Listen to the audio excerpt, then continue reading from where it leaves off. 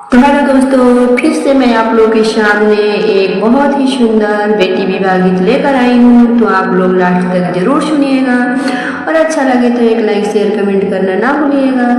तो चलिए मैं सुनाती हूँ आप लोगों को। धोतिया पहिरी पापा बांधेलन पगरिया, कान्हे पर शोभेला जाने। धोतिया पहिरी पापा बांधेलन पगरिया, कान्हे पर शोभेला जाने। आंगने बैठल हमसे पूछेले पापा, काई बाटे धनी तोहरा देश। आंगने बैठल हमसे पूछेले पापा, काई बाटे धनी तोहरा देश।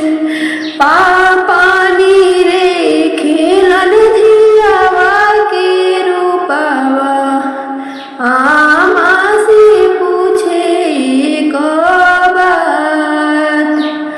कैसन घर बर खोजब धनिया, कवना नगर कवना देश। कवना नगर कवना देश। पापा के वचन सुनी बोले लिया माँ, सुनी स्वामी हमारो आदेश। सुनी स्वामी हमारो आदेश। बड़वा सुंदर खोजब दूधो से उजर, अपना नगर अपना देश। अपना नगर अपना देश। नीति उठी बेटी मोरी नैहर अइहन, रहिहन नजरी के सोझ। रहिहन नजरी के सोझ। इतना वचन सुनी पापा जी बोलले, सुन धनी हमारो आदेश।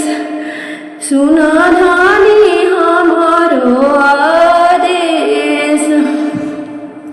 पढ़ल लिखल बड़ खोजब धनिया, रंग रूप भले होई है श्याम। रंग रूप भले होई है श्याम। धन दौलत देखी धिया बियहबो, भले धिया रही है विदेश। भले